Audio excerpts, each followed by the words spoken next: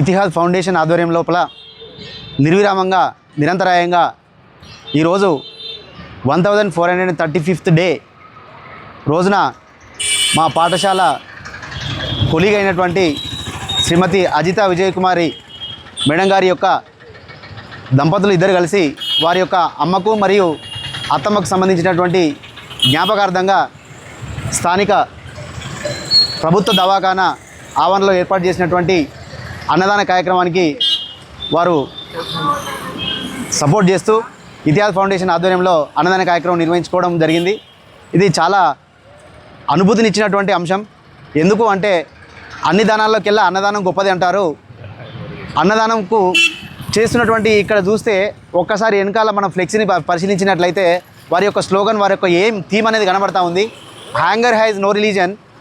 కానీ అంటే ఆకలికి మతం లేదు, కానీ అన్నానికి ఎలాంటి పార్టీ లేదు, ఏది లేదు. ఖాళీ కడుపులు మాత్రమే వాటికి సూచికలు.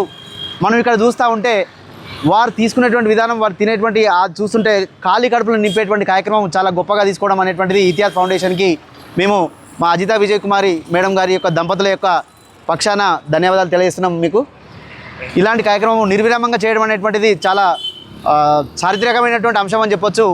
ఎవరమైనా సరే ఒక రోజు 2 రోజులు అంటే వేరు విషయం. 1435 రోజులు అంటే దాదాపుగా 5 సంవత్సరాలు నిరంతరాయంగా చేయడం అనేటువంటిది, ప్రత్యక్షంగా వారు వచ్చి భౌతికంగా ఇక్కడ ఉండి సర్వీస్ చేయడం అనేటువంటిది చాలా అభినందనీయమైనటువంటి అంశం. ఈ సందర్భంగా మా మిత్రులు మన డాక్టర్ మొహమ్మద్ సాదత్ అలీ గారు, పూర్ణచంద్ర సార్ గారు, మరియు వెంకన్ననారాయణ సార్ గారు, తర్వాత సుధాకర్ సార్, ఈ విధంగా మన మిత్రులు అందరూ వచ్చి ఈ కార్యక్రమంలో పాల్పంచుకుంటూ వారు చాలా అనుభూతికి లోనవుతూ వారు అన్నాన్ని దానం చేసినటువంటి విషయాలు చెప్తా ఉంటే, మేము షేర్ చేసుకుంటా ఉంటే మాకు చాలా గొప్ప అనుభూతి అనిపించింది సార్.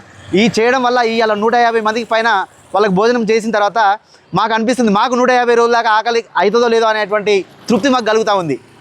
ఈ కార్యక్రమాలని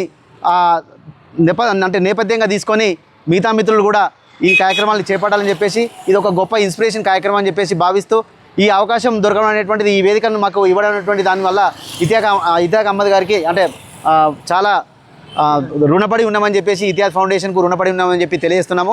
ఇలాంటి కార్యక్రమాలని ఇంకా అవకాశం ఉంటే మా పరంగా కావచ్చు, మా విద్యార్థుల పరంగా కావచ్చు, మా పిల్లలకు కూడా సామాజిక బాధ్యతలో భాగంగా ఇవన్నీ నేర్పడానికి కూడా ఒక ఉపమానంగా పనిచేస్తాయి అని చెప్పేసి ఈ సందర్భంగా తెలియజేస్తున్నాను.